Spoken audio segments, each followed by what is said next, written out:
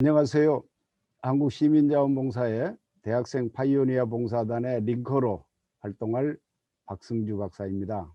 오늘 우리 대학생들 여러분들과 함께 대학봉사단의 활동 앞으로 방향에 대해서 설명드리게 된 것을 기쁘게 생각합니다. 여러분들이 해야 될 첫째 연습은 우리가 어떤 일을 하기 전에 그 일과 관련된 무장을 해야 됩니다. 그래서 그 무장은 앞으로 여러분들이 해야 될 일이 줌 화상회의의 진행자 역할을 하실 게 하나 있기 때문에 줌 화상 진행 학습을 많이 좀 하셔야 될 것 같습니다. 그래서 줌에 앱을 설치하고 등록하는 방법, 이런 건 아마 다 아실 거고요. 줌에는 무료 사용 줌이 있고 유료 사용 줌이 있습니다. 무료 사용 줌은 40분 이내에 100명까지 가능하고, 유료 사용은 시간은 제한이 없이 사용할 수 있습니다. 그래서 보통 40분 이상 해야 될 경우를 대비해서 유료 사용을 합니다. 여러분들이 만약에 자체적으로 23분이신데 23분이 제가 그렇게 부탁을 드릴 겁니다. 줌을 서로 간에 해서 진행자 연습을 해 주시라고 제가 부탁을 드릴 겁니다. 그럴 때는 이 무료 사용 줌을 이용해서 한 20분 정도씩 이렇게 하시면은 유료 사용 줌이 아니라도 얼마든지 연습이 가능하시다, 이렇게 생각을 해서요, 우리 배 단장님 주관하에 무료 사용 줌을 다 설치를 하십시오. 설치하셔 가지고 순서를 정하셔서 진행자 연습을 해 주시기를 바랍니다. 이 참여하는 형태는 4가지가 있습니다. 이 참여자로서 발언만 할 때의 줌 화상 참여 방법, 참여자로서 화면을 공유하면서, 즉 PPT라든지 이렇게 띄워서 자료를 가지고 발언할 때의 진행 방법, 또 단순 참여자 아니라 줌 PD까지 하면서 발언할 때의 방법, 또 줌 PD 하면서 화면 공유하면서 발언할 때의 방법, 이렇게 4가지 경우로 제 나름대로 나눠 봤는데, 여러분들 스스로 이 1단계부터 4단계까지의 역량을 연습을 하셔서 줌 PD 능력에 파이오니어 서로 간의 크로스 체크 검증을 해 주시면 좋겠다라고 부탁을 드립니다. 참고로 지금 줌 PD로 직업을 갖고 있는 분들이 굉장히 많습니다, 서울에. 여러분들도 이번 기회에 이 봉사활동을 통해서 필요한 줌 PD 연습이지만, 이번 차제에 열심히 연습하셔서 지역에서 아르바이트로 줌 PD를 줌 PD 역할로 아르바이트가 얼마든지 가능하다는 이야기를 드립니다. 현재 서울에서 보면은 병원이라든지 회사라든지 이런 데서 새로 무슨 교육을 시켜야 될 일이 많은데, 과거 같으면 그 분들을 유료 대면 교육을 시켰거든요. 근데 지금은 대면 교육이 안 되죠, 코로나 때문에. 그래서 이 줌을 통해서 교육을 시켜야 되는데, 그 기관의 교육 담당자가 이 줌 PD 역할, 이게 어렵다는 말이죠. 그래서 줌 PD는 줌 PD 전문가가 해주고, 그 기관에서는 참여자로서 화면 공유하면서 이 교육을 하는, 발언하는 요 2번째 단계를 그 기관에서 하고, 줌 운용 능력은 줌 PD가 자기 사무실에서 한다, 이런 이야기죠. 줌은 원격으로 하기 때문에 한 군데서 모여오지 않지 않습니까? 그래서 여러분들이 줌 PD의 역량까지도 이번 기회에 갖추시라. 그래서 아르바이트도 이걸로 가능하시다, 이 말을 제가 덤으로 드립니다. 여러분들이 앞으로 이제 하실 일은 이 초, 중, 고등학교의 학생들의 활동과 관련된 봉사활동입니다. 따라서 이 단체 이름은 한국시민자원봉사, 영어로는 KCIVO라고 하는데, 이 단체가 어떤 일을 하는지 비전을 좀 아셔야 할 것 같아요. 그래야 여러분도 이 단체하고 여러분하고 관계에서는 참여자일 뿐이다, 이렇게 하실지 몰라도, 여러분이 진행자로서 학생들하고 만났을 때 그 학생들은 여러분을 한국시민자원봉사의 중앙에 계신 분으로 인정을 합니다. 따라서 여러분들이 그때 혹시 어떤 학생이 손 들고 질문을 했을 때 나 그건 몰라요 이런다면은 여러분이 하시는 역할에 초중고등학생들한테 이 뭐랄까 믿음과 신뢰가 떨어질 수가 있습니다. 그래서 여러분들이 초중고등학교 학생들한테 프로그램을 할 때는 한국시민자원봉사의 중앙의 멤버다. 그래서 여러분도 지금 소속이 광주여대 파이오니아 봉사단이지만 그 봉사단의 소속은 한국시민자원봉사의 중앙회가 됩니다. 그래서 한국시민자원봉사의 중앙회 안에 광주여대 파이오니아 봉사단 이렇게 되고 앞으로 여러분들의 경력 증명이라든지 이런 제반 자료에도 그렇게 들어갈 겁니다. 그러면은 앞으로 한국시민자원봉사를 이해하기 위한 학습을 드릴 건데, 첫째는 우리 대한민국은 4대 문제가 있습니다. 제가 이건 우리 회에서 정한 문제지만은 굉장히 본질적인 문제 4개가 있다는 거죠. 그러면 이런 4개의 문제를 대처하면서 대한민국 국가 사회 발전을 어떻게 끌고 갈 거냐, 물론 누가 끌고 갈 거냐 할 때 이 한국시민자원봉사회가 하는 역할을 지금 설명하는 겁니다. 어떻게 한국시민자원봉사가 저런 일을 할 수 있지? 그런 생각이 드실 수도 있는데, 그러나 한국시민자원봉사회는 전문가들이 모여가지고 전부 다 대한민국 발전을 기해보자 하는 뜻으로 모인 단체이기 때문에 이 나름대로 국가사회발전 체계도도 한번 그려봤다 이렇게 이해해 주시고요. 그 다음에 지금 시대를 앞으로 지금 점점 심화되어가는 인공지능 시대입니다. 그러면 인공지능 시대 인재 양성 방법이 뭐냐? 바로 교육 3.0 버전입니다. 우리 지금 파이오니아님들도 인공지능 시대의 인재입니다. 여러분은 대학에서 교육 3.0을 하셔야 됩니다. 그런데 그걸 앞서가는 대학이 있는가 하면은 앞서가지 못하는 대학도 있습니다. 초등학교, 중학교, 고등학교도 교육 3.0 버전으로 수업을 해야 됩니다. 공부를. 그래서 이번 차제에 여러분들이 봉사활동을 하기 위해서 여기에 조인을 했지만 이번 차제에 인공지능 시대 인재 양성, 여러분들도 그렇게 성장해야 되기 때문에 교육 3.0 비록 기준은 중고등학교를 기준으로 해놨지만은 대학생에도 적용이 된다 이렇게 보기 때문에 교육 3.0을 이해하시고요. 이 초중고등학생한테 가장 중요한 한 사람이 있다면 그 사람이 누굴까 할 때는 학부모입니다. 근데 학부모 중에서도 어머니의 역할이 굉장히 중요합니다. 그래서 이 어머니들로 해서 한국시민자원봉사의 교육자원봉사자로 참여하는 분들이 샤프론입니다. 이름을 샤프론이라고 해요. 그래서 샤프론으로 참여하는 어머니들이 자녀에 대한 인적자원 개발자, 휴먼 리소스 디벨로퍼가 돼야 되지 않겠냐, 그런 또 필요성을 알려드릴 거고요. 이 분들이 교육자원봉사를 하는데 이분들만 갖고도 안 됩니다. 우리 학생들을 대상으로 교육자원봉사 해줘야 될 분들이 굉장히 많습니다. 그분들은 누군가, 이것도 설명을 드릴 겁니다.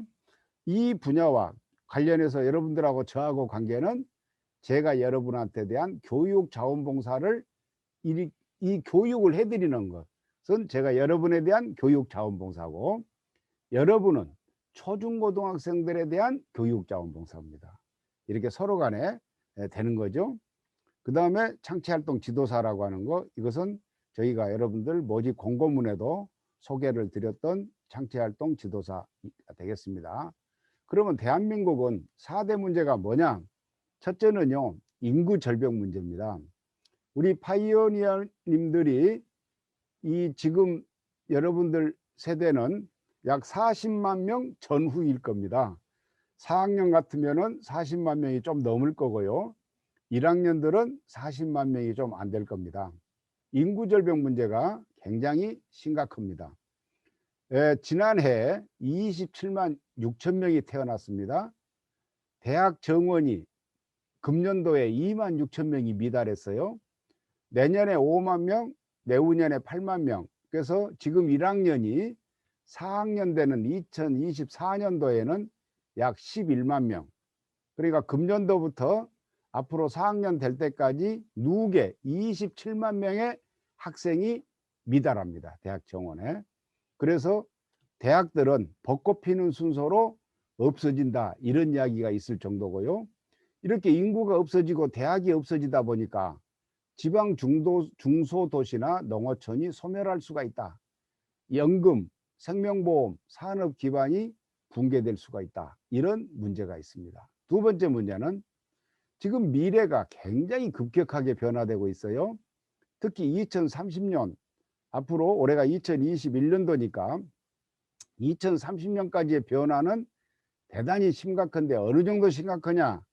현존 직업의 70%가 앞으로 2030년까지 없어진다.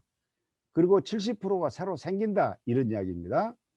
그리고 인공지능을 통한 초지능사회, 5G와 IoT를 연결하는 초연결사회, 이 가상세계, 초실감사회로 간다는 거죠. 세계성, 지금 우리 한반도가 80년간 막혀 있는 상황입니다. 남북이 막혀 있죠. 그러니까 모든 학생들이 국내 대학만 대학인 줄 알아요. 이 와이파이, 우리가 스마트폰은 와이파이인데 와이파이를 통해서 세계화가 이미 돼 있거든요. 이걸 모르는 분들이 대부분이에요. 지금도 배타성이 심해요. 다문화 가족 아동들을 갖다가 좀 배타적으로 다룬다든지 이러면 안 되거든요. 우리가 앞으로 마켓, 시장으로 생각할 때는 세계 시장이 이미 와 있어요. 우리 손에. 스마트폰을 통해서, 애플을 통해서, 이런 식으로. 예를 들면 방탄소년단 같으면은요, 텔레비 신세 하나도 안 졌습니다. 오로지 방탄소년단은 유튜브를 통해서 그렇게 세계적으로 위대한 보이그룹이 됐거든요. 그게 바로 세계 시장입니다. 유튜브 세계 시장.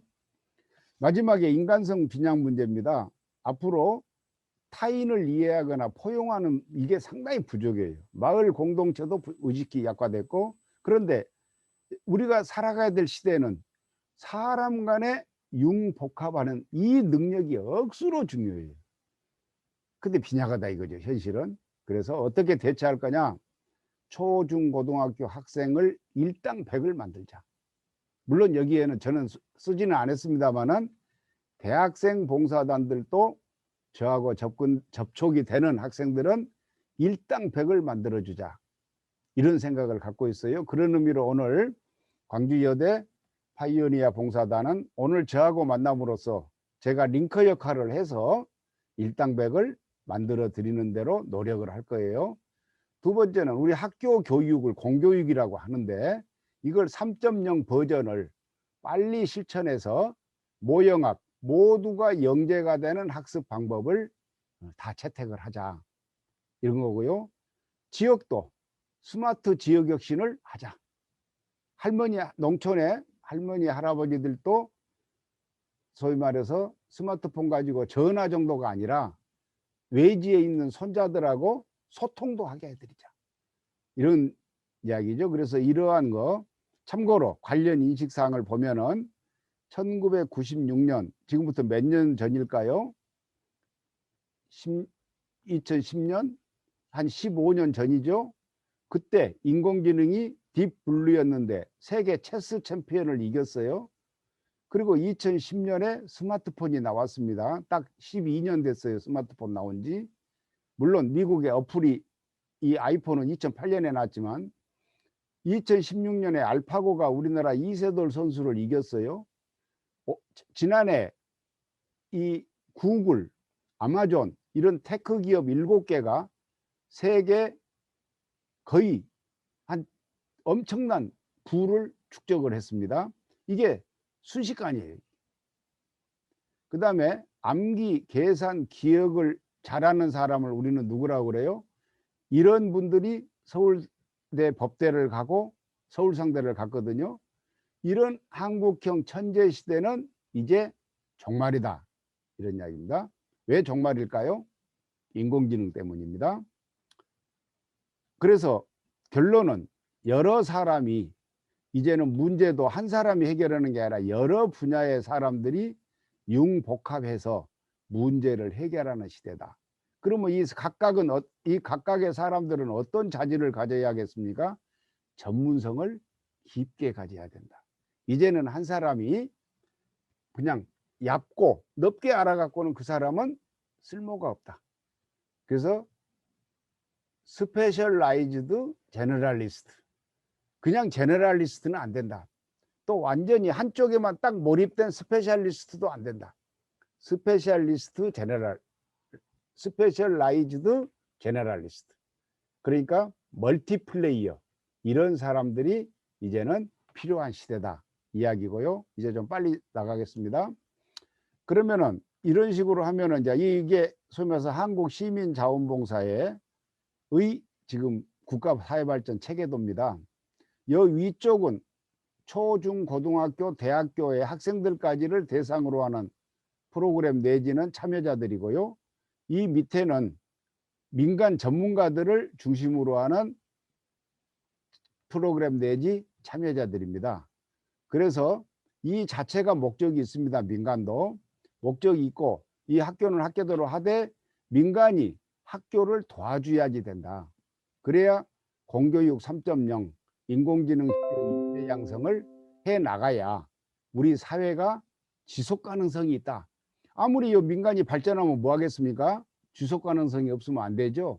지속 가능성은 인구인데 그 인구의 차세대, 그래서 오늘 여러분 파이오니아들도 차세대이기 때문에 바로 이 분야에 여러분들이 중요하게 된다, 이런 이야기입니다. 그래서 여기에는 샤프론 봉사단, 청소년 봉사단, 교육위원단, 인재캠프, 또 스마트 혁신 교장단, 교육자원봉사협의회, 글로벌 진로캠프, 이게 해당이 되고요. 또 옆으로는 유엔대학, UN SDG라고 있습니다. 거기에 유엔대학이고, 스티브 잡스 어워드, 창업대회 입상자들은 스티브 잡스 어워드를 받게 하고요. 민간은 세종로 국정포럼으로 모입니다. 여기에는 미래인재교육대학, 국제자원봉사회 뭐 이렇게 해가지고 이쪽으로 모인다, 이렇게 하는데, 여기서 여러분은 이것만 좀 염두에 줬으면 되겠습니다. 이 단체하고 이 한국시민자원봉사회고, 여러분은 이게 안에 들어가 있지만은 이 단체하고 관계를 맺으면은 개인적으로 역량도 기르지만은 이쪽 민간 쪽을 통해서 굉장한 뭐랄까 멘토링, 이런 기회도 나한테 있을 수 있겠구나, 이렇게 이해를 하시면 좋겠습니다. 그리고 혹시 이런 프로그램, 여기 IA인데 마지막이 이게 인터내셔널 아카데미입니다. UN 17개의 SDG, 서스테이너블 디벨롭먼트 골이라고 해야죠. 지속가능 목표죠. 유엔이 정한 17개의 지속가능 목표를 다루는 인터내셔널 아카데미, 이걸 유엔 대학이라고 하는데, 이 프로그램을 앞으로 이 학생들하고도 많이 할 건데, 여러분도 참여하시게 되면은 국제화 이 프로그램이 되고요. 이것하고 연결되는 게 바로 이 한국국제자원봉사회, 이게 연결이 된다. 그러면은 여러분들이 지금 진로가 국제 아니겠어요? 항공사도 그렇고 호텔도 그렇고 다 국제 업무이기 때문에 이게 바로 직결될 수 있는 분야다, 이렇게까지도 참고로 알아두시면 좋겠습니다. 그러면 아까 교육 3.0이라고 그랬는데, 조금 더 자세하게 살펴보면은 학생들이 어떻게 해야 되냐, 이 스마트폰을 염두에 두시면 됩니다. 스마트폰을 통한 학습, 모두가 연계가 되는 학습을 학생들은 해야 되고요. 또 인터넷 검색과 오픈소스를 또 많이 써야 돼요. 디지털 봉사활동도 해야 되고요. 여러분들이 줌 화상회의 진행자가 되시는 것은 바로 이 디지털 봉사활동에 해당이 됩니다. 또 진로 체험도 해야 되고요. 근데 학생들이 이런 일을 하는데 혼자 할 수 있을까요? 혼자 할 수가 없습니다. 첫째는 몰라서 못 오고, 두 번째는 갈 수가 없어서 못 하고요. 그래서 도와줘야 됩니다. 학교에서는 뭘 도와줘야 돼요? 스마트폰을 활용하는 혁신 수업, 인터넷 검색 학습 권장, 디지털 봉사활동 권장, 진로 체험 권장. 근데 진로 체험 한다고 해서요, 요새 보면은 무슨 바리스타 체험이니 이런 걸 하고 있어요. 근데 그건 꼭 체험 안 해도 되거든요. 어디 체험을 해야 되느냐? 4차 산업 현장을 체험해야 된다는 거죠. 이거 학교에서는 이렇게 해주고, 그 다음에 학습 도구는 또 이런 게 있어요. 네이버나 구글 검색창 여러분들 많이 쓰고 계신가요? 굉장히 유용합니다. 또 유튜브에 4차 산업이면 강의가 있습니다. 이것도 제가 나중에 소개를 드릴 건데요. 굉장히 좋은 강의가 많습니다. 유튜브에 학습 방법을 써놓은 게 굉장히 많고요. 오픈소스가 있습니다. github.com, apache.org라는 세계적으로 유명한 오픈소스 사이트, 또 학습을 도와주는 앱도 있고요. 또 오늘처럼 줌, 화상 이런 외부 학습 도구를 학생들이 써야 되거든요. 근데 잘 몰라요. 누군가가 연결해 줘야 되거든요. 그분들이 누구냐면 교육자원봉사자입니다. 이 교육자원봉사자인데 대표적인 분들은 이 한국시민자원봉사의 학부모 봉사단이고요. 이분들 샤프론 봉사활동 진로체험활동을 지도해주고 학교 밖에 가야 되지 않습니까? 학교 밖으로 나가는데 미리 예약을 해야 되잖아요. 몇 명이 간다, 뭘 설명해 주시겠느냐, 이런 거. 그렇게 하면 그 인솔 계획을 세워서 학교에다가 제출하고 지도교사에게 그래서 인솔 받아야 데리고 가죠. 학생들을 아무나 데리고 가면 안 되거든요. 그러면 또 이분들만 갖고 충분하냐, 안 돼요. 시군구 지방자치단체, 진로체험이 가능한 기관단체, 전문가 멘토, 이게 또 따라 붙어줘야 돼. 그래서 학생을 중심으로 학교, 교육자원봉사자, 지역사회, 외부 학습 도구 이렇게 다 붙어야 교육 3.0이 가능하다. 그래서 앞으로는 학교장님들이, 현재는 여러분들도 아마 중고등학교 다니실 때 느끼셨을 텐데, 교장님의 이런 분들이 적극적으로 선생님들을 밀어줘야 돼요. 퍼실리테이터 역할. 또 교사들은, 선생님들은 학생들을 적극적으로 밀어줘야 돼요. 야, 내가 하는 거 잘 받아 적어, 애워. 이게 중요한 게 아니고, 애워하는 것은 스마트폰에 다 있잖아요. 스마트폰 검색, 구글 검색창, 네이버 검색창 들어가면 다 있지 않습니까? 그래서 야, 너는 어느 분야가 좋으냐, 나가고자 할 때, 어느 분야로 진로를 잡고 싶어, 이럴 때 밀어주는 역할을 해야 돼요. 그리고 학교나 지역사회, 교육자원 모두가 이 메이커 스페이스 만들어줘야 되겠다, 뭔가 이 사람들이 만드는 사람이 돼주겠다, 이렇게 생각을 하게끔 메이커 스페이스가 돼줘야 돼요. 아까 제가 여러분들한테 하나 만들어 드린다고 했죠. 여러분, 제가 무엇을 만드시라고 그랬죠? 제가 여러분들한테 메이커가 되시라고 아까 했는데, 그 여러분들이 메이커가 된다고 생각을 하셨으면은 저는 여러분들에게 메이커 스페이스 역할을 하는 겁니다. 뭘 메이커가 되시라고 했냐면은 줌 PD가 되라고 하셨어요. 여러분들이 줌 PD라는 메이커가 되면은 저는 여러분들한테 메이커 스페이스 역할을 한 거예요. 예. 그리고 여러분들은 앞으로 이 줌 PD 진행자 역할을 하시면서 학생들한테 인식을 해주면은 여러분은 또 메이커 스페이스 역할을 하시는 거예요. 그때 그 학생들은 그 프로그램을 진행하면서 메이커가 되는 거고요. 네. 그런데 학부모가 여기서 이것만 설명합니다. 2030 미래 시대 상황은 굉장히 빠르다. 그런데 엄마가, 부모가 자기 자식을 쳐다본 학습 능력에 두 가지가 있어요. 하나는 믿을 수가 없어, 쟤는 알아서 공부하라고 하면 잘 안 해, 이런 부모가 있어요. 학습 능력을 의심하는 겁니다. 어떤 부모님은 쟤는 내가 알아듣게 말을 하면 잘 들어, 그리고 자기가 할 수 있는 것 같아, 이런 거 인정해 주는 거예요. 자, 이렇게 부모가 자녀의 학습 능력을 의심하는 경우와 학습 능력을 인정하는 경우에 어느 정도의 차이가 나는지 한번 볼까요?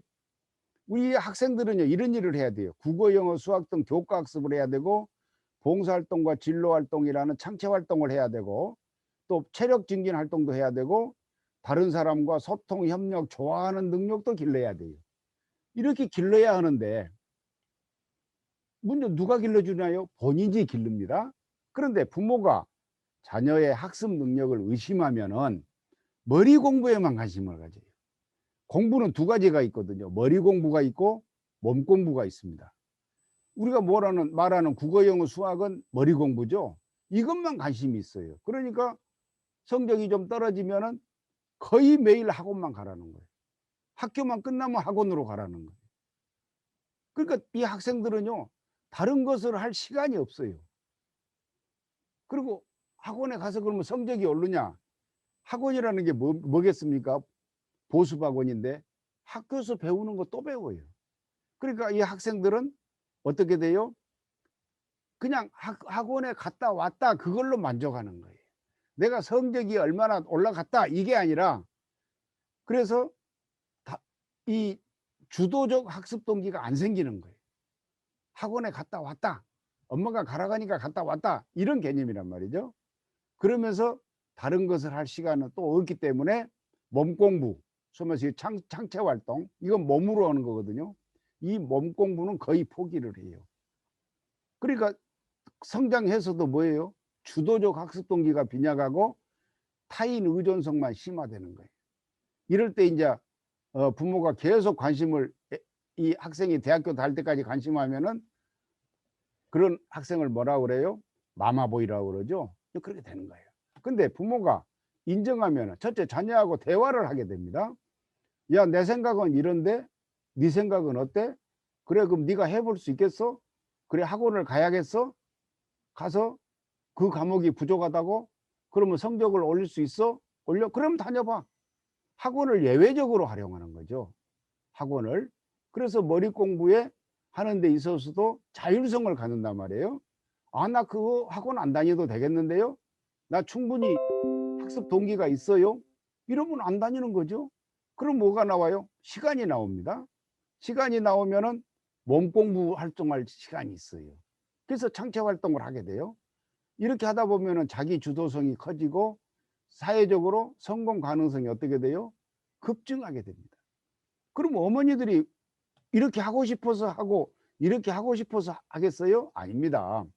어머니들이 이런 생각이 없어요. 그래서 어머니들을 인적 자원 개발자, 휴먼 리소스 디벨로퍼로 변신을 시키자. 이게 이제 우리 봉사회에서 갖고 있는 목표 중에 하나예요. 그래서 어머니들이 2030 자녀들이 대학을 가고 사회에 나갈 때 2030이거든요. 시기적으로 어떤 상황이 될지, 취업 여건, 대입 전형 정보, 창체 활동 여건, 이런 걸 갖다가 엄마들이 역할을 해줘야 돼요. 그래야 애들이 정보를 얻어서 이런 일을 제대로 해나가죠. 애들 혼자 이런 일을 할 수 있나요? 못하지.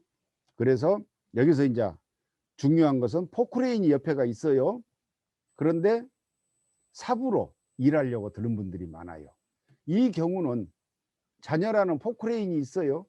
근데 부모가 인정하는 거예요. 우리 아이는 포크레인이야. 내가 좀 도와주면 금방 잘 될 수 있었는데, 이쪽도 애가 포크레인 능력은 있어요. 근데 어머니가 몰라보는 거죠. 그래서 삽으로 일하라고 하는 거예요. 삽으로. 얼마나 이거 잘못된 거예요. 그 다음에 학생들은 대부분 학습 능력이 있어요. 다만 어떤 학생이 빨리 알아먹냐, 시간 차이일 뿐이고, 아이들에게 중요한 것은 선택과 도전의 마인드를 갖도록 도와주는 거예요. 학부모가. 근데 학부모가 그렇게 이제 도와주었을 때 이 학생들은 프로그램에 참여하는 거예요. 프로그램에. 그 프로그램을 참여하는데 학부모가 무엇을 가지면 이렇게 인적자원 개발자가 되느냐? 이것은 학생부, 여러분들 저 중고등학교 다닐 때 학교 생활기록부 다 아시죠? 그 학교 생활기록부를 4가지 방향으로 한번 분석을 해보라는 거예요. 학업 역량, 전공 적합성, 발전 가능성, 인성, 이런 걸로 분석 한번 해보고, 또 스와트 분석, 강점과 약점, 또 미래의 외부 환경. 이 미래라는 건 뭐겠어요? 바로 2030.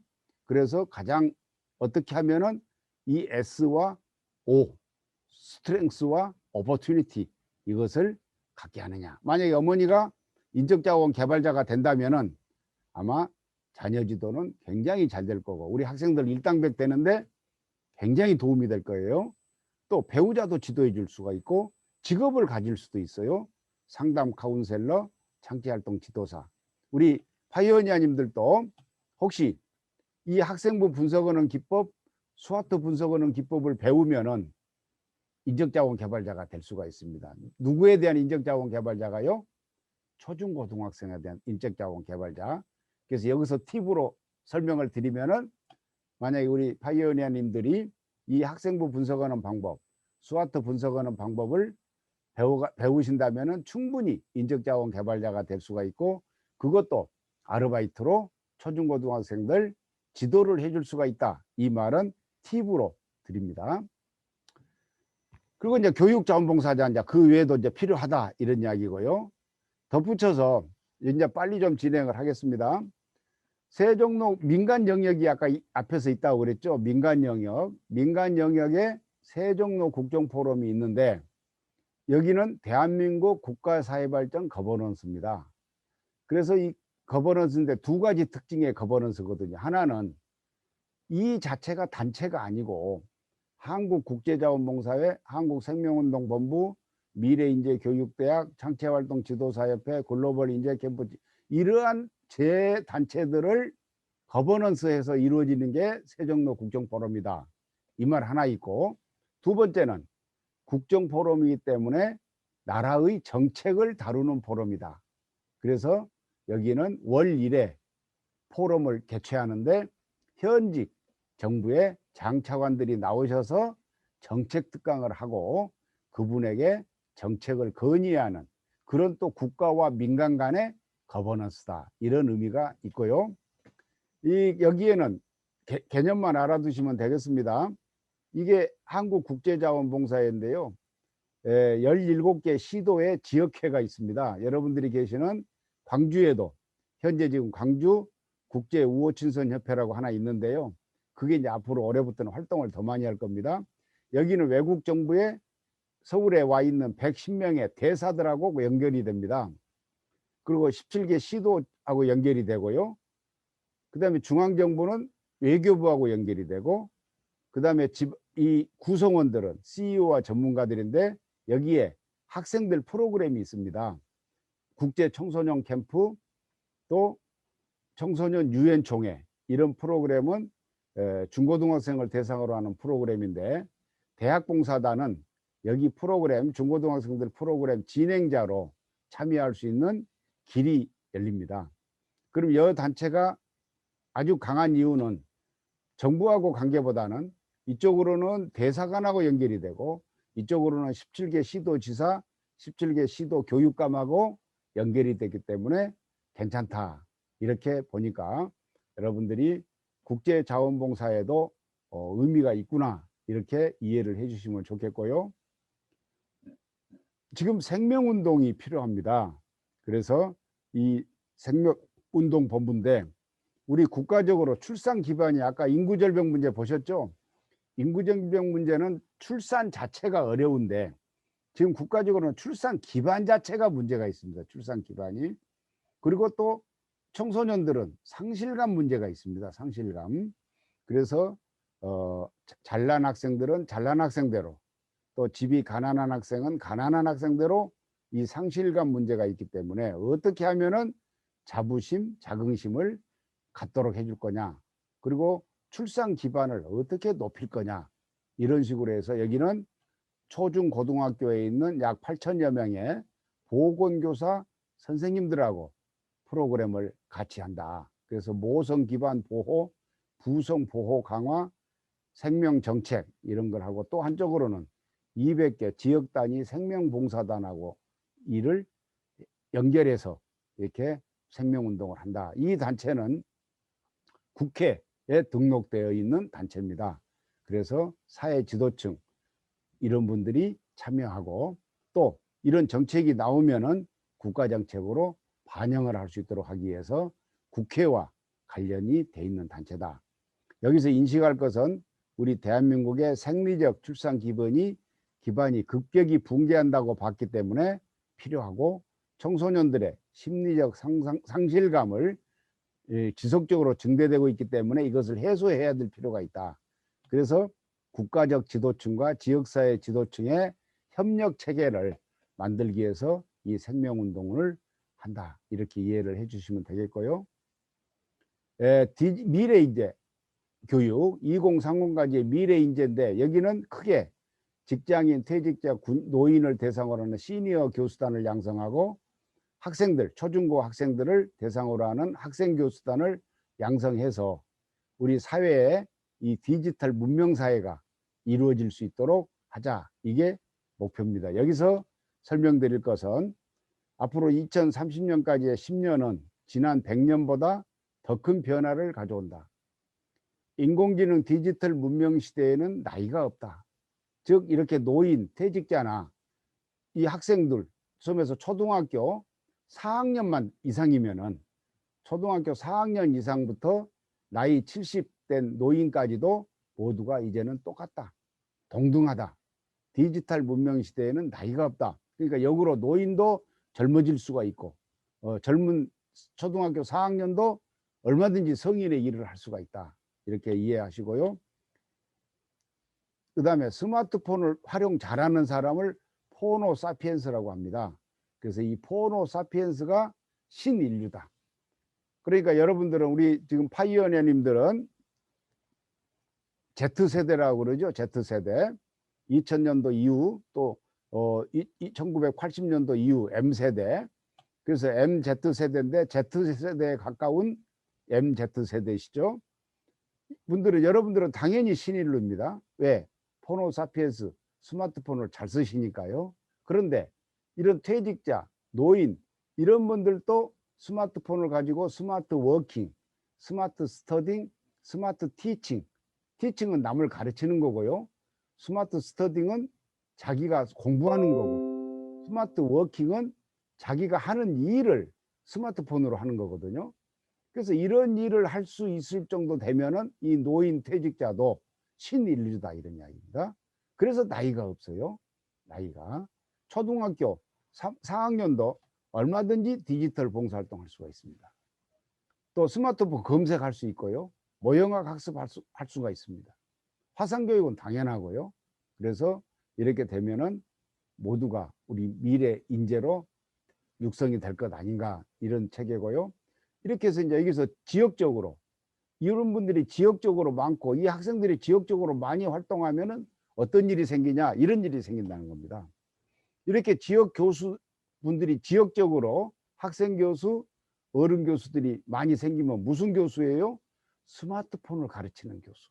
또 스마트폰을 가지고 티칭을 하는 교수. 스마트폰을 가지고 스터딩을 하는 교수.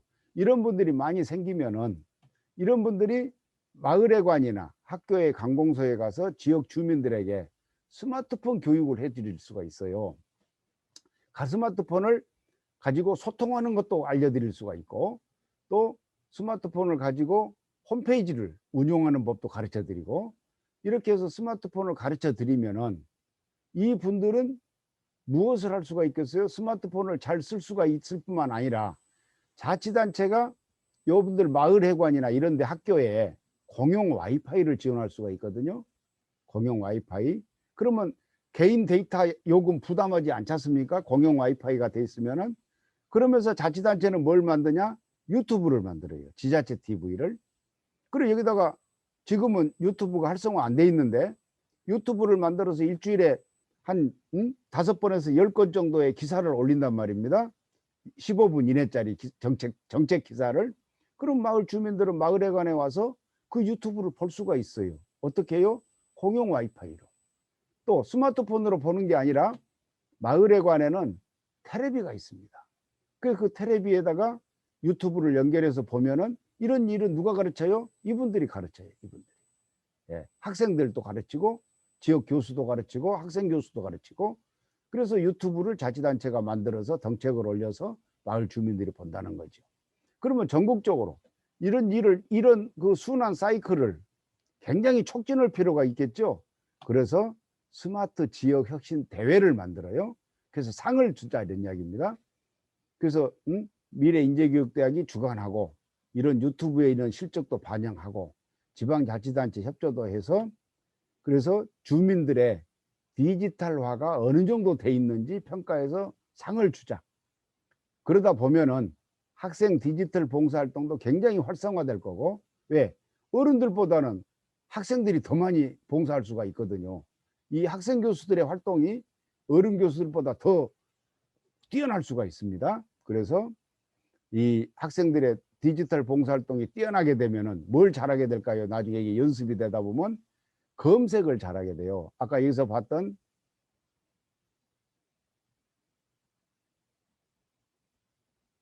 외부 학습 도구 이걸 굉장히 많이 활성화를 하게 됩니다. 학생들이 디지털 봉사활동을 하면은 이 디지털 봉사활동을 하면은 특히 이 관계를 굉장히 검색을 많이 하기 때문에 유능해지는 거죠. 우리 파이오니아님들도 디지털 봉사활동 혹시 하시고 싶은 이 있으신 분이 이번에 줌 말고도 추가로 더 하시고 싶다고 관심이 있으시면은 저하고 별도로 또 기회를 만들어서 이거 알려드릴 수가 있습니다. 봉사활동의 종류 3가지가 있거든요. 그래서 그걸 알려드린다면은 이걸 아무래도 더 쓰게 됩니다. 하여튼 역량 발전하니까요.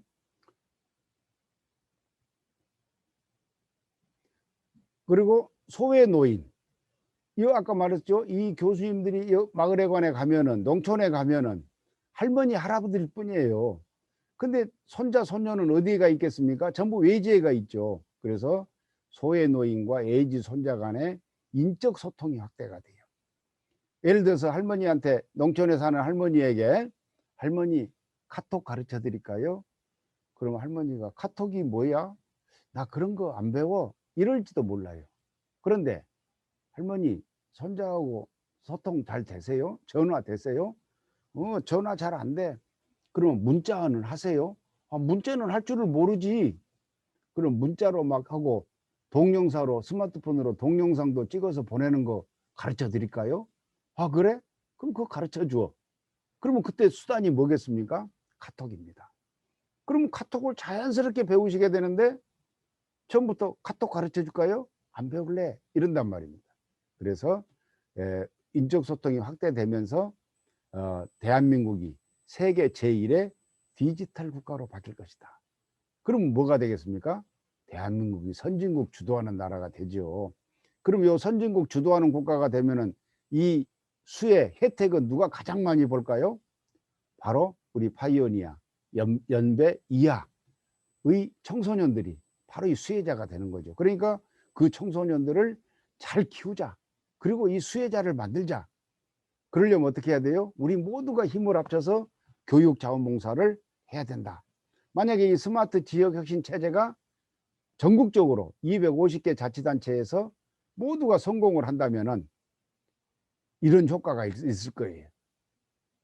지방자치단체 정책에 마을 주민에게 홍보 확산 바로 돼버리죠. 유튜브만 봐버리면 그 시군구의 정책이 나와버리는데 외지에 있는 출향인 그 마을에서 도시로 간 사람들을 출향인이라고 그러거든요. 그분들에게도 바로 정책이 홍보가 되죠. 무엇으로요? 유튜브로. 지역 교수단은 퇴직자로 되니까 어른들은 주로 퇴직자로 구성하니까 이분들에게 뭐가 됩니까? 재취업이 됩니다. 왜냐하면요, 이 자치단체가 이분들한테 활동을 지원하라고 돼 있잖아요. 활동을 지원하면 뭐가 생길까요? 가르치면 수당을 받을 수가 있죠. 강의 수당을. 그 다음에 마을 주민들은 스마트 실력이 향상되면 뭔 일이 생길까요? 6차 산업이 급속도로 발전합니다. 6차 산업은 1차 산업 보태기, 2차 산업 보태기, 3차 산업. 그래서 1, 2, 3을 보태면 6이 되거든요. 그래서 농촌은 1차 산업이잖아요. 농업이니까. 거기서 무엇을 만들어요?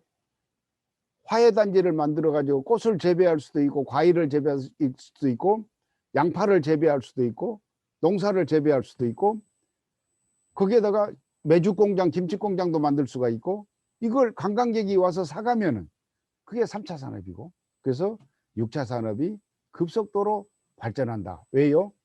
이 할머니, 할아버지들이 유튜브를 쓸 줄 알고 소통을 할 줄 알고 하기 때문에 그렇게 된다는 거죠. 이걸로 해가지고 이제 이 대체 한국 시민자원봉사가 하는 일이 뭐냐, 이 학생들이 주로 하는 일이 뭐냐를 설명을 드렸는데 다시 한번 뒤에 것은 놔두고요. 앞에 것만 말씀드리면은 이 인구절벽 문제가 심각하다. 미래 무제 문제가 심각하다. 세계성 부족 문제가 심각하다. 인간성 분양 문제가 심각하다. 답은 일당 100으로 키워주는 수밖에 없다. 그러려면은 학습 방법이 바뀌어야 되고 지역이 디지털 혁신 체제가 돼야 되고 공공외교도 글로벌 공공외교 네트워킹도 돼야 되고 교육자원봉사자도 활성화돼야 된다. 그래서 이런 교육체계 학교, 민간 서로 간의 융복합. 그 다음에 학생들은 이게 일당 100인데 학교에서는 스마트 혁신 수업으로 가야 되고, 학생들이 외부 학습 도구를 써야 되고, 교육자원봉사자들이 정보를 줘야 되고, 데리고 다녀줘야 되고, 지역사회도 터전을 만들어줘야 된다, 학생들에게. 그래서 학부모가 이런 역할로 갈 수 있게 도와줘야 된다. 이것은 우리 여러분들은 이쪽 분야에는 별로 하실 일이 없는데, 나중에 SNS 봉사과제 3번째 항목이 아마 이렇게 좀 되세요. 이렇게 될 수도 있어요. 그 다음에 어머니를 인적자원 개발자 시키는 방법은 이 2가지 방법이 있다. 이건 저희 중앙회가 어머니들 네트워크에 대해서 하고 있습니다. 그 다음에 교육자원봉사가 이렇게 필요하다. 그래서 학생활동 진행 도우미, 그래서 우리 파이오니아 봉사단은 여기에 교육자원봉사로 참여하셨다. 저는 여러분들에 대한 교육자원봉사다. 이런 말씀을 아까 드렸고요. 이건 민간 조직이 또 이렇게 여러 개가 있다. 이 관계는 여러분들에게 멘토나 이런 역할을 해줄 수 있을 것이다.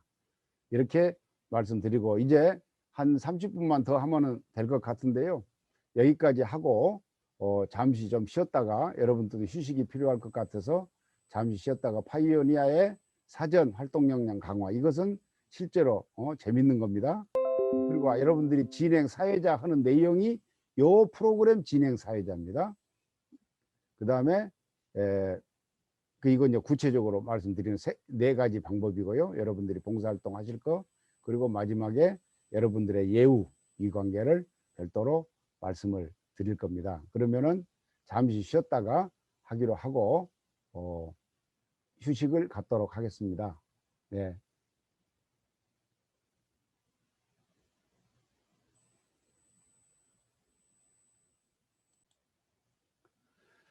네, 이번에는 파이오니아의 우리 사전 활동 역량 강화입니다. 이 7대 체험 중심 응용 학습인데요. 우리 학생들이 아까 몸으로 공부를 한다고 할 때 2가지가 있습니다. 몸으로 하는 것은, 하나는 진로 직업 체험 활동, 봉사 활동 등 이런 창체 활동이고요. 또 저희가 개발한 이 바로 응용 학습 활동입니다. 이것은 실제로 역할 연기를 함으로써 스펙도 확보하고 실력도 높아지는 방법입니다. 이 프로그램은 여러분이 앞으로 줌 화상회의를 통해서 이 7개의 프로그램을 이제 분담을 해서 전국에 줌을 신청한 초중고등학생들을 대상으로 진행을 하는데, 여러분들이 제 생각으로는 실제로 이 역할을 한 번씩 해보는 게 좋지 않겠냐, 그렇게 생각을 합니다. 제가 그때는 줌 PD 겸 진행 사회자가 되고, 여러분은 여기에 참여자가 됩니다. 자, 그러면 첫째는 뭐냐? 킹 세종 어워드입니다. 세종대왕 상이다, 이 말이죠. 어려운 친구를 하나 생각을 합니다. 그래서 그 친구를 위로하고 격려하는 역할입니다. 위로 격려자. 이 방법들은요, 전부 다 3분 스피치입니다. 줌에서 3분 스피치를 하는데, 상장, 표창장 이런 말 안 하고요, 킹 세종 어워드. 또 나의 뉴 3.1 독립선언, 나의 다짐은 손병희 어워드. 3.1운동의 대표가 손병희 선생님 아니겠어요? 그래서 또 대한민국 국회의원도 여러분이 해보시는 겁니다. 본 의원은 이런 식으로 3분 스피치를 하는 거예요. 그러면 거기에는 윈스턴 처칠 어워드. 아시죠? 윈스턴 처칠, 영국 수상입니다. 이분이 국회의원 활동을 가장 저희들이 연구해 보니까 잘하신 분이에요. 그래서 윈스턴 처칠 어워드. 여러분들이 지방의원도 해보시는 겁니다. 광주에 계시니까 전부 다 광주시의회 의원을 해보시는 거예요. 여기 좀 오타가 났습니다. 이게 I가 아니고 O입니다. O. 토마스 제퍼슨 어워드. 아시죠? 미국의 3대 대통령 이름이 토마스 제퍼슨입니다. 이분이 왜 지방의회 의원 하는데 상을 주느냐? 이분이 미국 연방헌법을 기초한 분입니다. 그럴 때 연방정부가 권한을 더 가져야 되느냐, 주정부가 권한을 더 가져야 되느냐 할 때 이분은 주정부가 권한을 더 가져야 된다. 이렇게 그래서 분권이 되어야 미국이 발전한다. 이렇게 주장했던 분이에요. 그래서 여러분이 광주시의회 의원 활동을 하시면은 토마스 제퍼슨 어워드를 여러분에게 실제로 드릴 거예요. 그 다음에 유엔 총회가 있습니다. 그러면 여러분 신문을 보셔서 알지만은 우리나라 외교부 장관이 유엔 총회에 가서 기조연설을 하죠. 최근에는 대통령들도 유엔 총회에 가서 기조연설을 합니다. 그래서 여러분이 대한민국 외교부의 외교부 장관이라고 해도 좋고 또 어느 나라의 외교부 장관이라고 해도 좋습니다. 여러분들이 이 대회는 우탄트 어워드를 드립니다. 우탄트가 어떤 분이냐?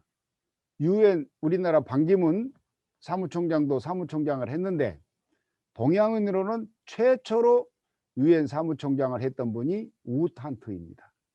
반기문 총장은 두 번째로 했고요.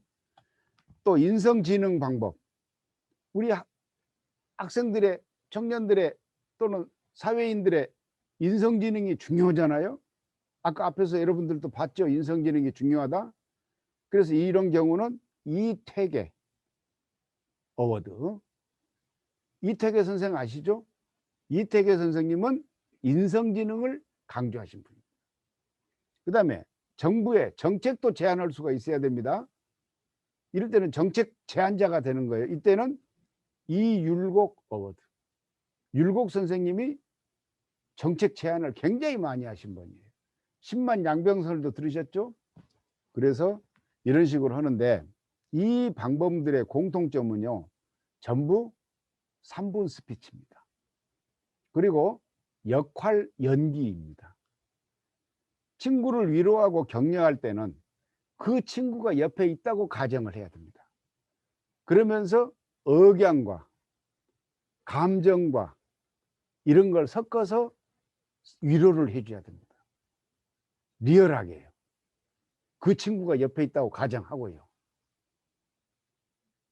그 다음에 나의 다짐. 내가요, 여러분들이요, 아까 파이오니아는 이제부터 인생의 길을 굉장히 멀리 가는 입장입니다.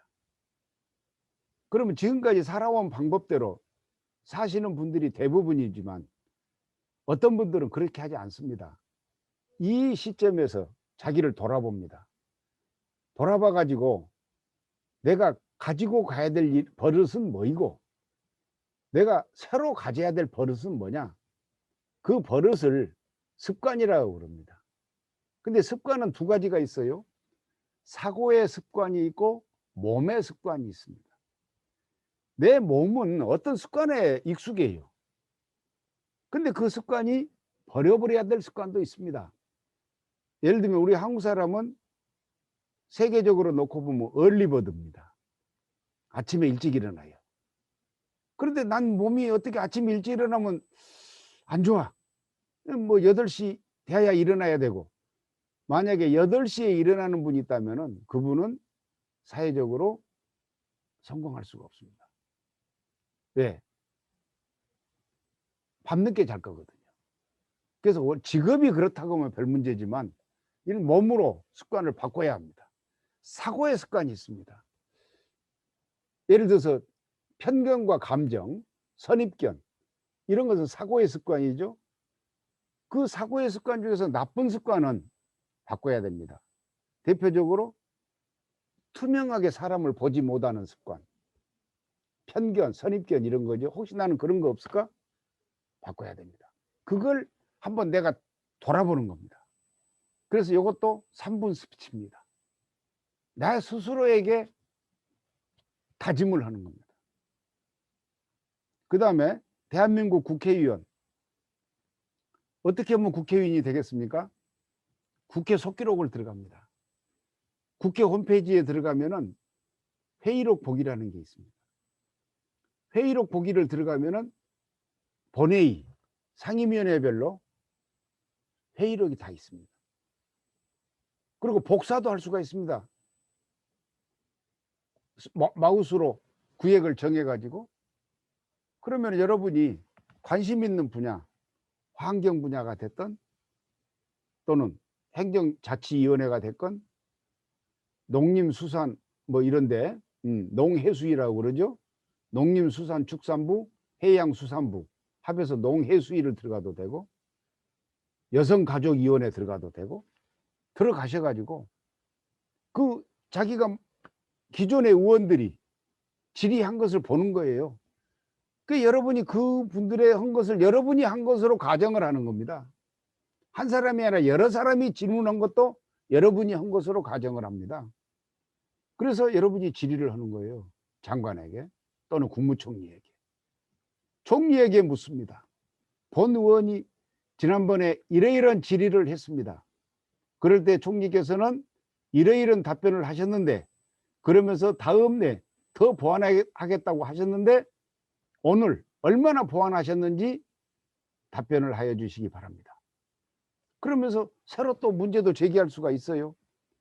지금 우리 사회에 이러이러한 문제가 많은데 농림축산산업부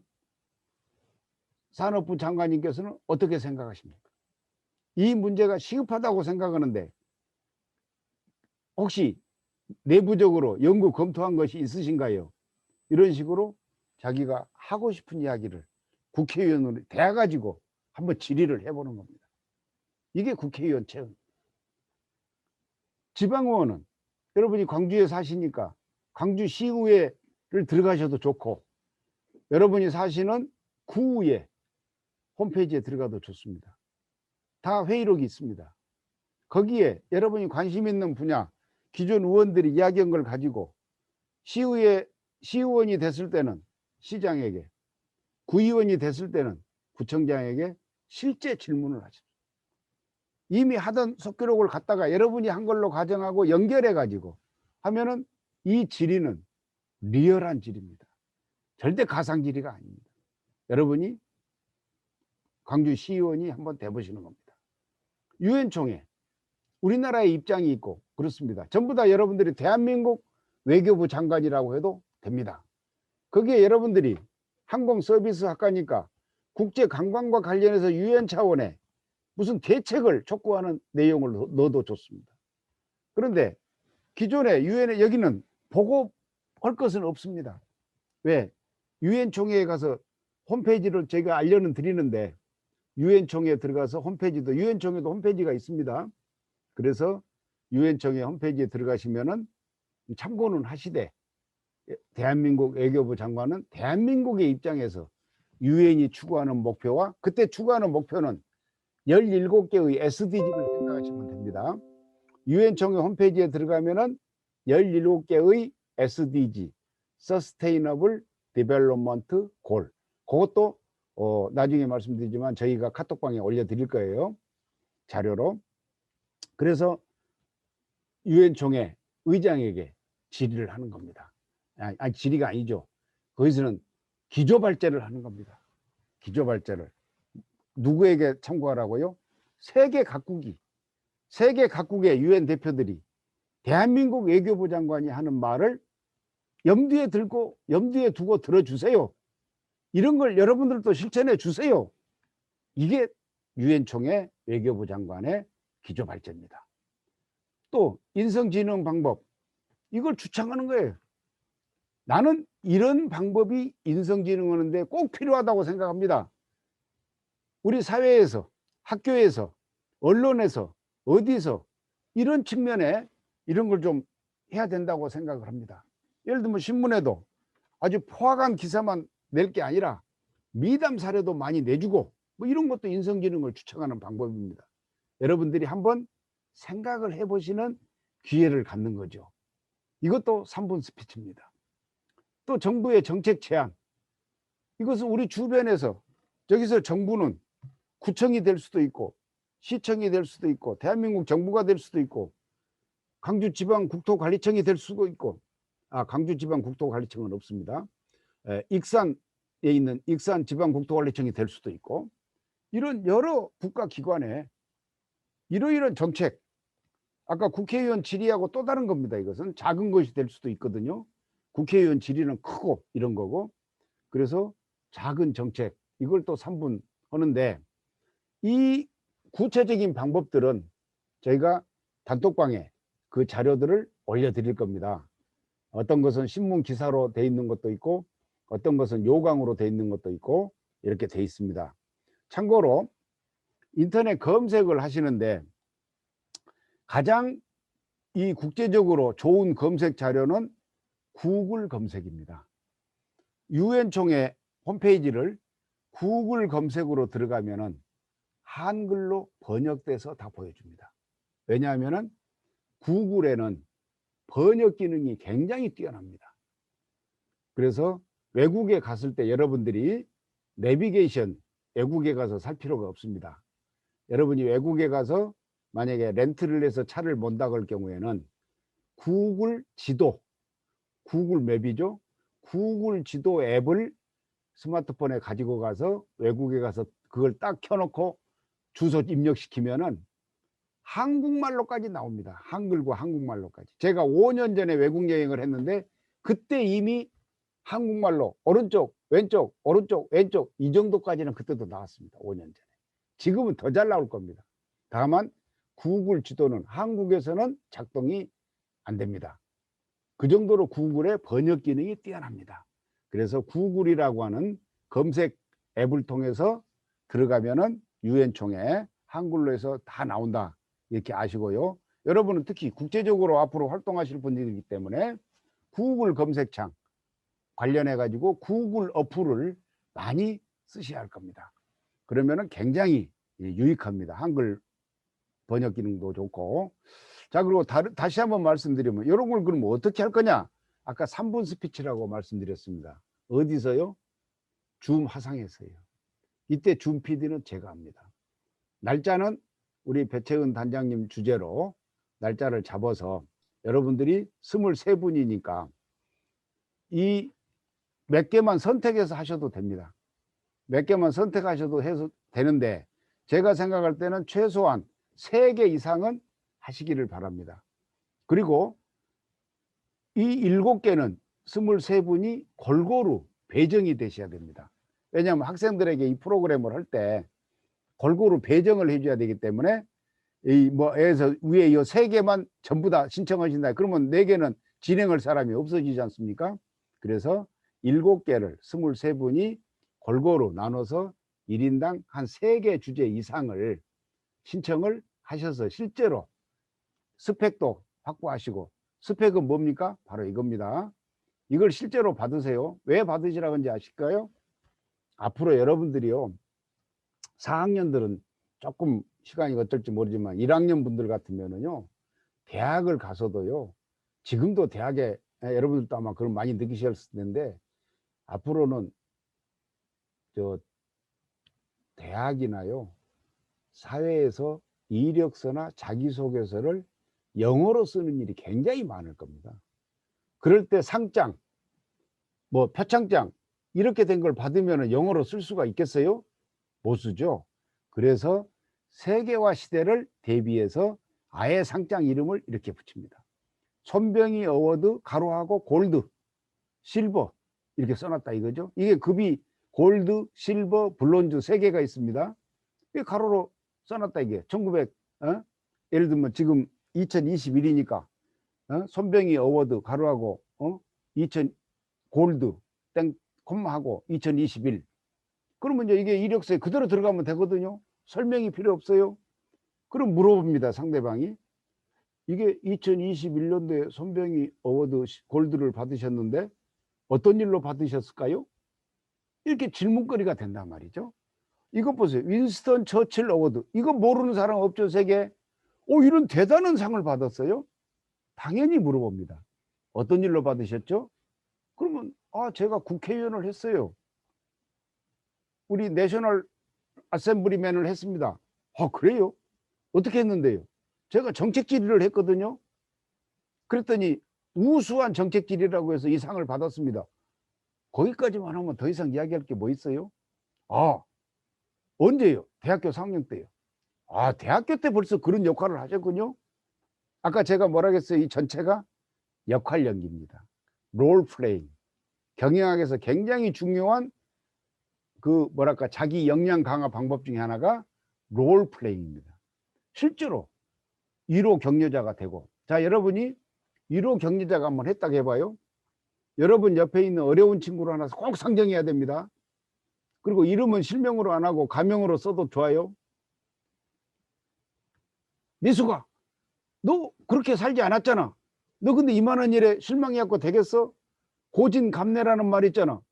지금 이 고생을 지나면은 뭐 이런 식으로 해서 고사성어도 갖다 쓰고, 옛날 성희연의 말씀도 인용하고, 학교 대학교 총장님의 말씀도 인용하고, 아 우리 총장님이 그런 말씀 하시잖아 지난번 운하 때. 이런 정도의 일은 견뎌야 한다고 했잖아.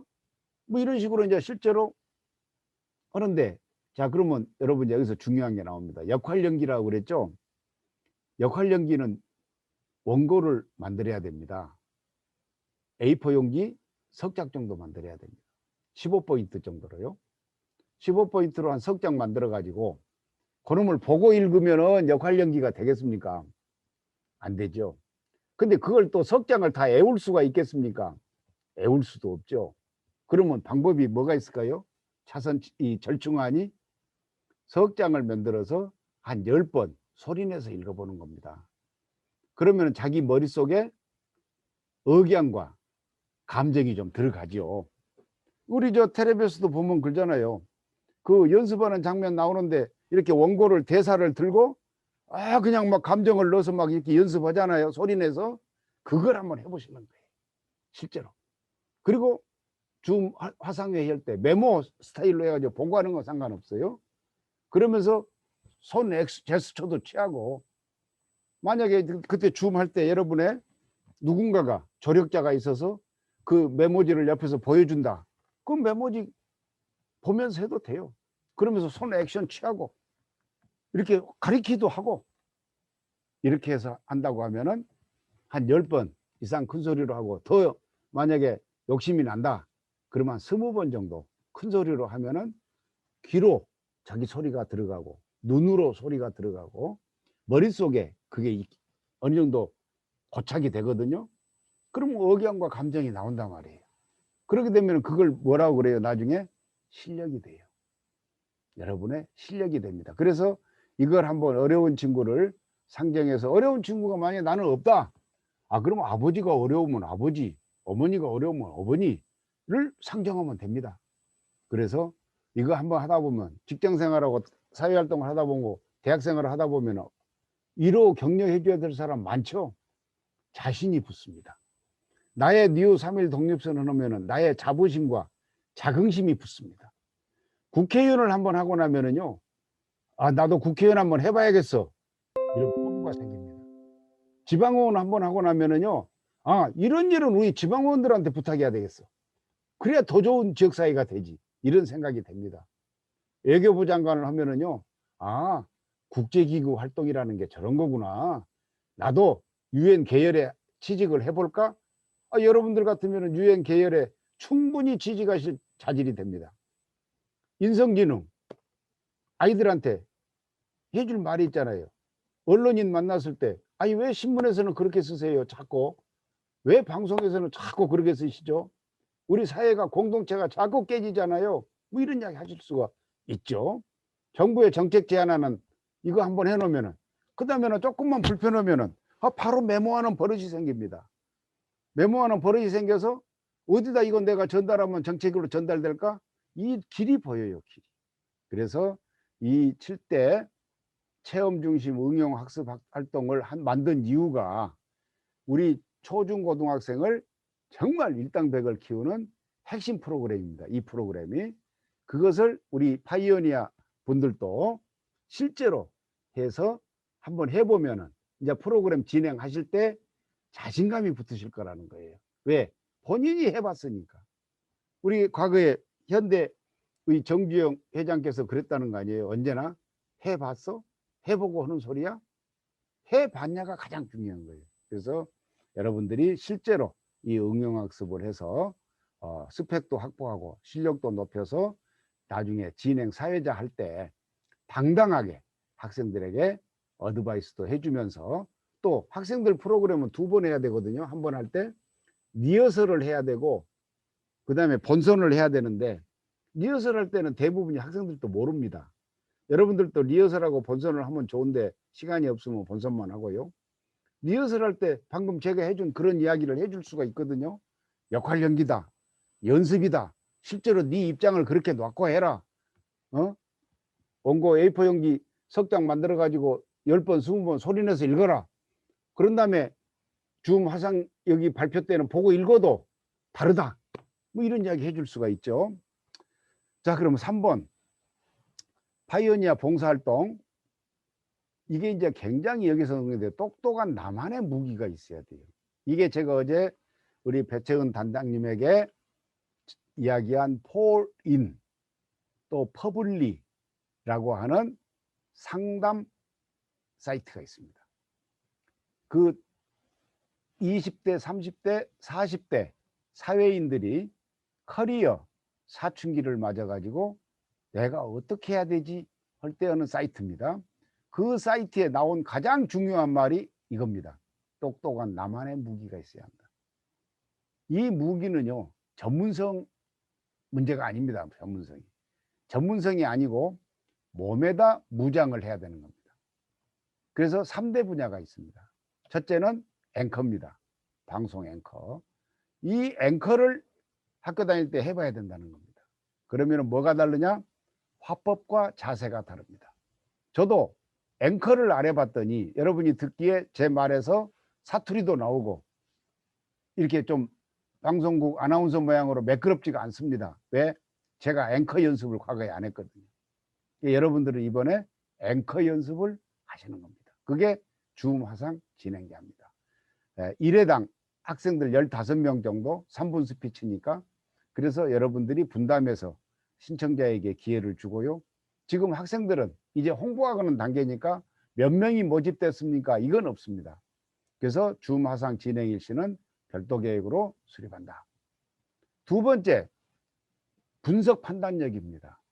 그래서 인터넷 신문 2개가 있습니다. 공교육 3.0 뉴스, 영어로는 edu 3.net, 또 한국시민 프레스 2개의 신문에 시대 상황 내용, 여러분들 상황이 MZ세대잖아요. 그래서 예를 들면은 기성세대가 Z세대를 보는 시각, 뭐 이런 것도 좋고요. 뭐 하여튼 주제를 우리 사회 어른들이 나이 드신 분들이 세대 소통을 잘 못해요. 세대 소통을. 그래서 세대 소통을 잘하도록 여러분들이 객원 기자가 되어가지고 신문 상황을 긴문 기사를 쓰는 겁니다. 그러니까 우리가 의례적으로 신문에서 보는 무슨 사건 기사 이게 아닙니다. 어떤 사건이 있더라도 그것을 모티브로 해가지고 우리 사회의 어떤 현상을 설명하는 스타일의 기사입니다. 일종의 해설이 들어있는 기사, 도움이 되는 기사죠. 네.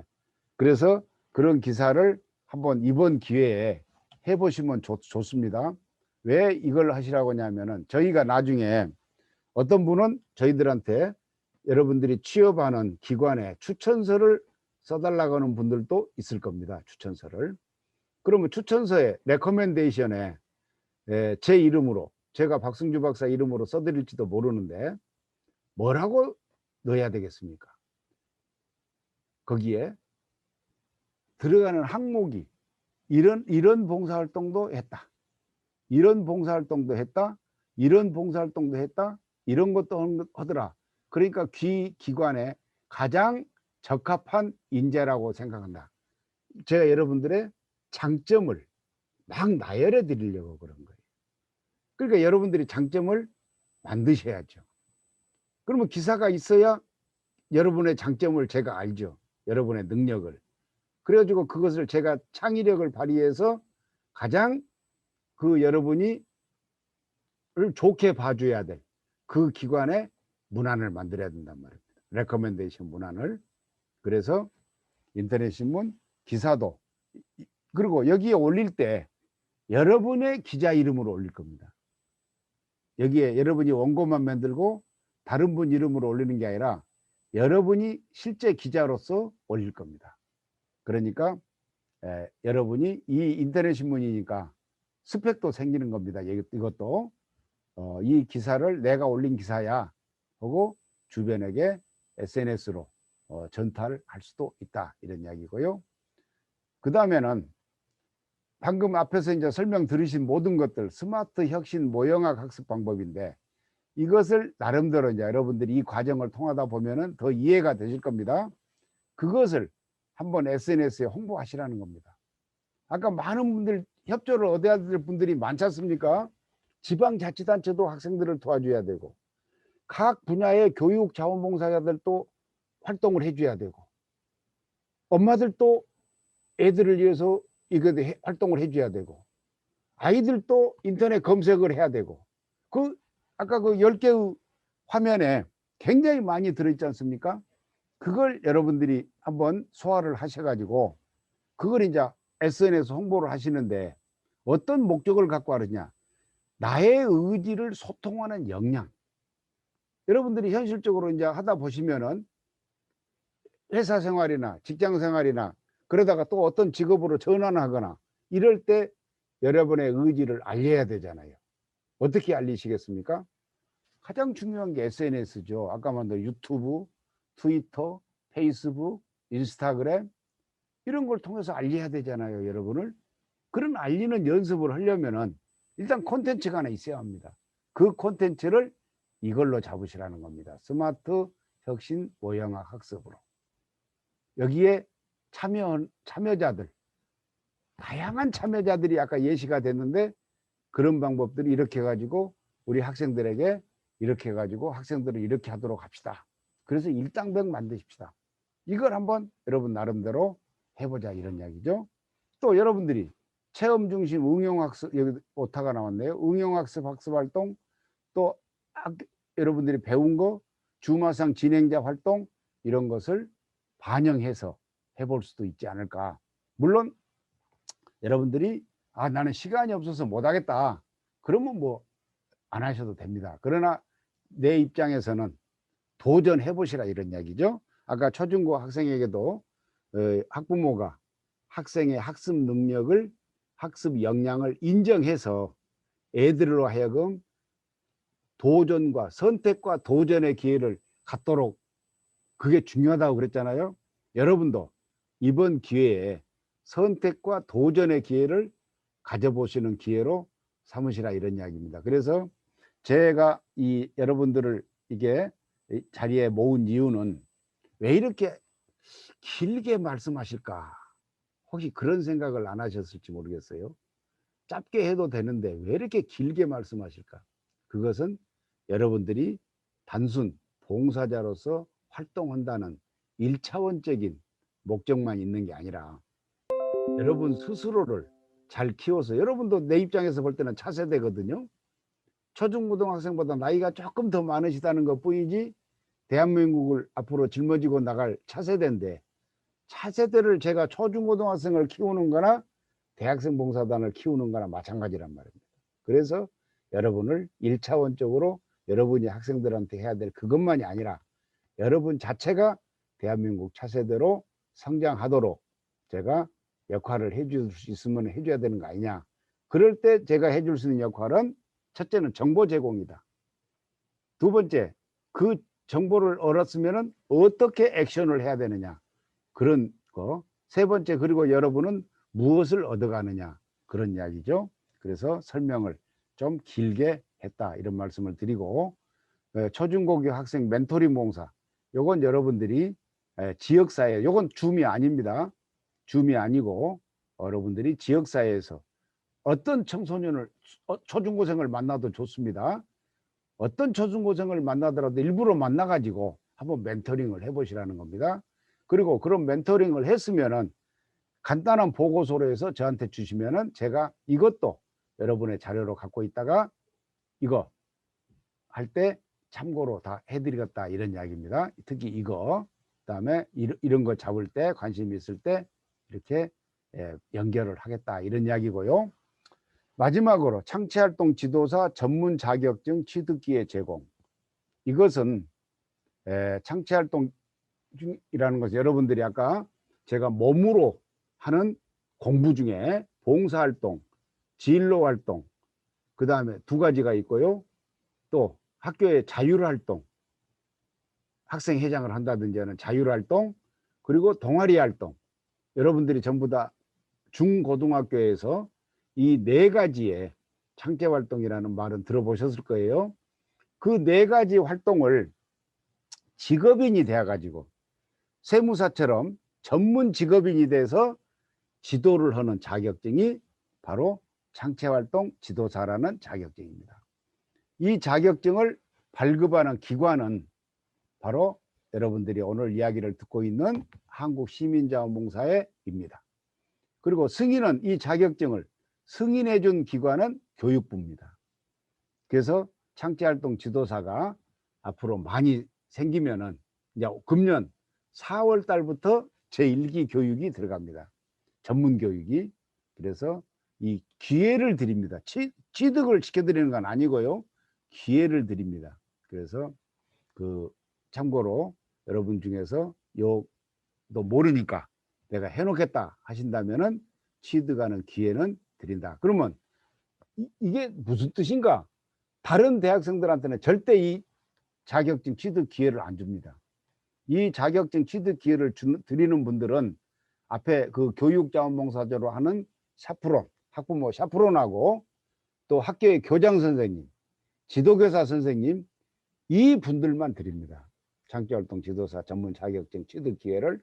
그런데 여러분들은 교육자원봉사로 이 대학생 봉사단으로 참여하시기 때문에 여러분이 하시는 일이 교육자원봉사라고 그랬잖아요. 그래서 이게 교육자원봉사를 하기 때문에 창조활동 지도사 취득 기회를 드린다, 이렇게 말씀드리고, 아까 앞에서 그 넘어갔던 민간 자료 중에 창조활동 지도사도 들어 있습니다. 그래서 나중에 이거 유튜브에 올려놓을 테니까 그때 자세하게 창조활동 지도사 설명은 안 하고 넘어갔지만 참고로 보시면 되겠다, 이런 말씀 드리고,